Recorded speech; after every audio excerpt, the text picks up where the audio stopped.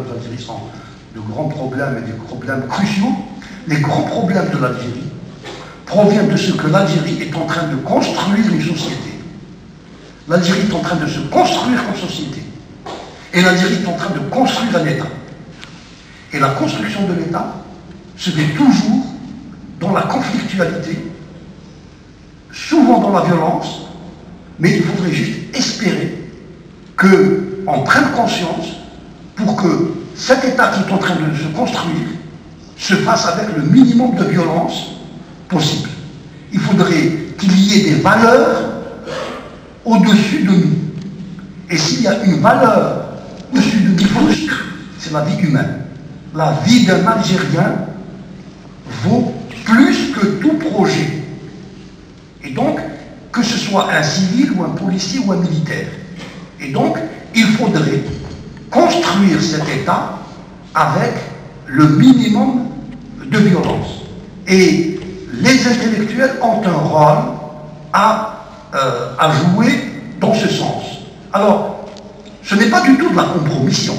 Et s'il y a bien quelqu'un qui a toujours dans ses écrits critiqué le DRS, c'est bien moi. Mais je dis même aux gens du DRS, aux fonctionnaires du DRS, eh bien, la vie humaine, c'est au-dessus de tous.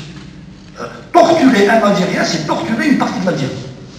Et donc, vous avez une mission, vous le faites dans le cadre de la loi, votre service est indispensable parce qu'il n'y a pas d'État moderne ou d'État sans service d'espionnage et de contre-espionnage, mais vous êtes une institution de l'État, et donc ce que je veux dire par là, c'est que il faut être exigeant, mais en même temps ne pas être radical, ne pas être dans la conflictualité pour la conflictualité.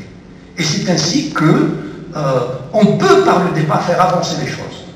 Et cet État que nous n'aimons pas, les Algériens n'aiment pas leur État parce qu'il est défaillant. Les Algériens aiment leur nation.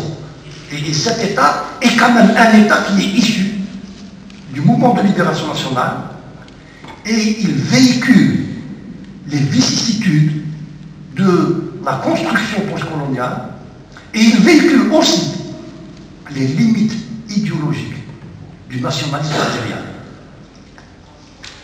Le nationalisme algérien est une idéologie qui est née dans les années 20, les années 30, les années 40, 50, dans une société rurale, à prédominance rurale, à économie agricole, une société à qui la colonisation a refusé la modernité et la modernisation.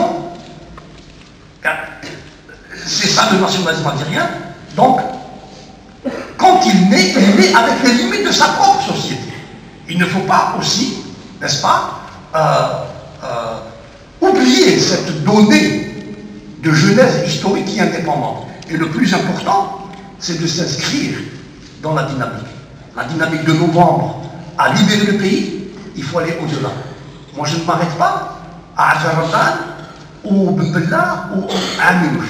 Ils ont fait leur devoir. Et le pays se construit avec la contribution de plusieurs générations.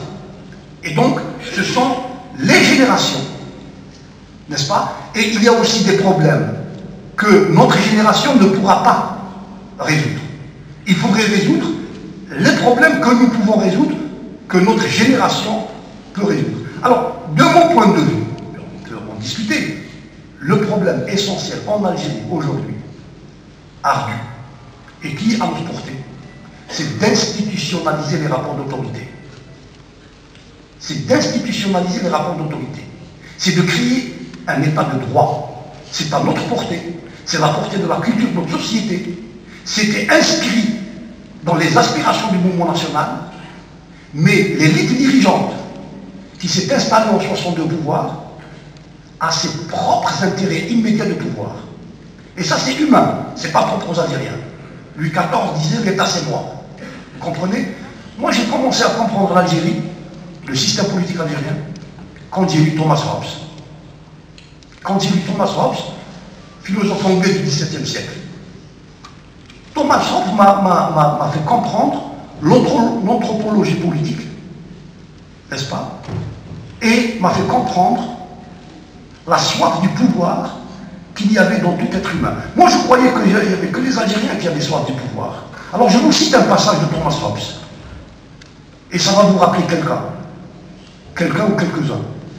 L'homme est marqué par un désir insatiable de pouvoir après pouvoir, désir qui ne cesse qu'à la mort. Hobbes n'avait pas connu Boumediene, mais il a écrit ça. C'est quand même extraordinaire. Mais moi j'ai découvert Boumediene dans Hobbes, pouvoir après pouvoir. Et qu'est-ce qu'il limite? Fondateur des États-Unis, il avait un exemplaire du Coran et il a juré sur le Coran. C'est un homme moderne, il est démocrate, etc. Et donc, regardez comme, avec les islamistes, on pouvait avoir ce débat, n'est-ce pas? On peut faire avancer les choses. Parce que l'islamisme, c'est aussi l'expression d'une peur. Une peur que l'on se modernise sans l'islam. Et l'islam, en plus de la dimension du sacré, comme l'islam c'est une religion, mais c'est aussi une civilisation, et l'histoire de Bijaya, on sait quelque chose, c'est aussi une culture, on a peur de ne pas être nous-mêmes, d'être moderne et de ne pas être nous-mêmes, d'être anonyme. Ça c'est une peur qui est profonde, qui est inconsciente, et que nous pouvons exorciser. Personne n'est contre le Coran, personne n'est contre l'islam, personne n'est contre l'islam, c'est nous-mêmes. On ne peut pas être contre nous-mêmes. Comprenez? Et donc, il faudrait ce genre de débat, il faudrait que les malentendus, il faudrait que les murs tombent. Et donc, moi, c'est ce que j'ai essayé dans ces interventions que j'écris et que j'envoie aux journaux, et qu'aujourd'hui je publie sous forme de recueil. Cet ouvrage, qui s'appelle donc Chronique d'une expérience de modernisation postcoloniale, a un objet cohérent. Et l'objet cohérent, c'est l'Algérie. C'est l'Algérie en tant qu'objet de recherche, objet d'analyse. Alors, c'est quoi pour un sociologue l'Algérie? Eh bien, l'Algérie, pour un sociologue, c'est une expérience humaine, c'est une expérience humaine qui se déroule dans un cadre historique avec ses contraintes et ses potentialités. Je dirais avec ses contraintes, ses aspirations et ses potentialités. Et donc il faut expliquer ces notions d'expérience, contraintes, potentialité. Alors permettez-moi de conceptualiser, de problématiser ces mots. Et donc, je vais commencer par expérience. Qu'est-ce que j'entends par expérience? Qu'est-ce que c'est qu'une expérience? La vie sociale est toujours une expérience. La vie sociale, c'est une expérience que les groupes et les individus inventent et construisent. Parce que la réalité sociale n'est pas un donné naturel. La réalité sociale est une construction. En 1830, il y a eu un philosophe allemand qui avait écrit, un philosophe allemand du nom de Arthur Schopenhauer. Il avait écrit un livre de philosophie qui est très important et qui a eu des effets intellectuels très importants dans la culture européenne. Le livre s'appelait « Le monde comme représentation et comme volonté ». Le monde est perçu par nous. Il est perçu. On le perçoit. Et ce monde aussi est construit sur la base de notre volonté. Pas de façon arbitraire, dans le cadre d'un processus historique. Et donc, la sociologie, elle est née, la sociologie en tant que science, est née dans le dernier tiers du XIXe siècle, avec la prise de conscience que la société est un fait historique et un fait culturel. Ce n'est pas un groupement naturel, la société. Parce que c'est une société d'individus, ce n'est pas une société d'animaux. C'est un fait historique. Elle est bien sûr régie par des normes. Il y a des normes dans la société. Et ces normes sont héritées du passé. Mais ces normes sont toujours interprétées. Ces normes sont toujours manipulées. Et elles sont souvent manipulées dans notre intérêt. Les individus n'obéissent pas mécaniquement aux normes. Si nous obéissions mécaniquement aux normes,